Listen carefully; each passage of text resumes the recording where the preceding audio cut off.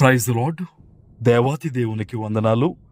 ప్రభు నామమున మీ అందరికీ నా ప్రత్యేకమైన వందనాలు, శుభాలు తెలియచేస్తున్నాను.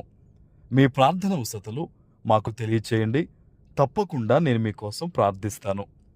ఈ దినము కొరకు ఏర్పాటు చేయబడిన దేవుని వాగ్దానము సంఖ్యాకాండము 6వ అధ్యాయము 24-25 వచనాలు. యెహోవా నిన్ను ఆశీర్వదించి నిన్ను కాపాడునుగాక. యెహోవా నీకు తన సన్నిధిని ప్రకాశింపజేసి నిన్ను కరుణించునుగాక. దేవుని నామానికి మహిమ కలుగునుగాక. ఈ ఉదయకాల సమయంలో చాలా గొప్ప వాగ్దానాన్ని దేవుడు నీకు ఇస్తూ ఉన్నారు. వెంటనే మోకరించి ఈ వాగ్దానాన్ని ఎత్తిపెట్టి ప్రార్థన చేసి ఈ వాగ్దాన ఫలాన్ని నువ్వు పొందుకోవాలి. హల్లెలూయా. ఈరోజు దేవుడు చెప్తున్నాడు, యెహోవా నిన్ను ఆశీర్వదించి నిన్ను కాపాడునుగాక. కొన్నిసార్లు చూడండి, మనల్ని కాపాడడానికి మనుషులు ఎవరు ముందుకు రారు. కొన్నిసార్లు చూస్తే మన జీవితంలో వీళ్ళు మనల్ని తప్పకుండా మనకు సహాయం చేస్తారు అని ఎదురు చూసినప్పుడు వాళ్ళ దగ్గర నుంచి మనకు సహాయం దొరకదు. అయితే ఈరోజు ప్రభువు చెప్తున్నాడు, ఆయన నేను నిన్ను ఆశీర్వదించడంతో పాటు నిన్ను కాపాడుతానని చెప్పి దేవుడు వాగ్దానం ఇస్తున్నాడు. ఆయన హల్లెలూయా. ఆయన ఏ విధంగా నిన్ను ఆశీర్వదిస్తాడో తెలియదు, కానీ ఆ దీవెన మాత్రం దేవుని వద్ద నుంచి ఖచ్చితంగా నీ మీదకి రాబోతూ ఉంది. ఆమేన్. ఆయన గొప్పగా నిన్ను కాపాడబోతున్నాడు అంతే. ఏ విషయంలో అప్పుల గురించో ఇబ్బందుల గురించో మరి దేని గురించి నువ్వు భయపడుతున్నావో ఆ తండ్రి చెప్తున్నాడు, ఆయన ఇస్తున్నాడు మాట, ఆయన నిన్ను కాపాడునుగాక. ఆమేన్. ఇంకా ఏ మనుష్యుడు నిన్నేమీ చేయలేడు.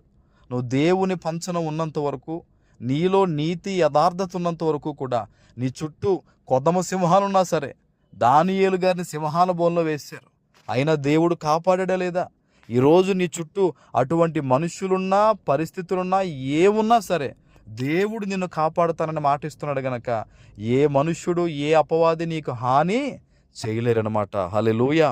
చూడండి, యెహోవా నీకు తన సన్నిధిని ప్రకాశింపజేసి, నీకు తన సన్నిధిని ప్రకాశింపజేస్తారట. ఆయన వెలుగు నీ మీదకి రాబోతుంది.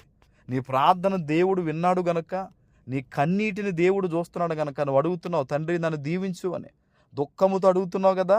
ప్రభువు చెప్తున్నాడు, తన సన్నిధిని నీ మీద ప్రకాశింపజేయబోతున్నాడు. ఎటు చూసిన నా జీవితంలో చీకటి ప్రభువా, ఎటు చూసినా అంధకారంలో ఉన్నాను ప్రభువా అని నువ్వు బాధపడుతున్నావు కదా. ప్రభువు చెప్తున్నాడు, నీకు తన సన్నిధిని ఆయన ప్రకాశింపజేయబోతున్నాడు. నువ్వు అనుకుంటావు, నాకు ఏ అర్హత ఉంది, నాకు ఏ యోగ్యత ఉంది, ఎందుకు దేవుడు నన్ను దీవిస్తాడులే అని ఒకసారి బహుశా నీ హృదయమే నిన్ను ప్రశ్నించవచ్చు, నీ మైండ్ అలా మాట్లాడవచ్చు. కానీ ప్రభువు చెప్తున్నాడు, నువ్వు నా బిడ్డవి, నువ్వు నా ప్రియ బిడ్డవి, నేను ఎంతగానో ప్రేమించాను కనుక నా సన్నిధి నీ మీద ప్రకాశింపజేసి చూడండి నిన్ను కరుణిస్తానని ఆయన మాట ఇస్తున్నాడు. ఆయన హల్లెలూయా. ఎంత గొప్ప వాగ్దానం ఇది.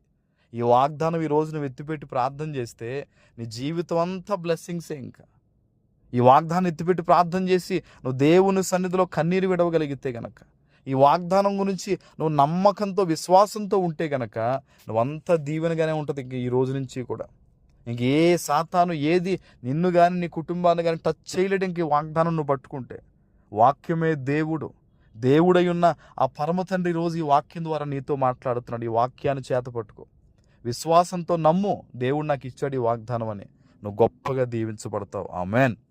ప్రార్థన చేసుకుందాం. పరిశుద్ధుడు అయిన తండ్రి, మీకు వందనాలయ్యా. ఈ ఉదయకాల సమయంలో మీరు ఇచ్చిన గొప్ప వాగ్దానము ప్రతి బిడ్డ జీవితంలో నెరవేర్చి స్థిరపరచమని యేసు నామమున ప్రార్థిస్తున్నాను తండ్రి. ఆమేన్.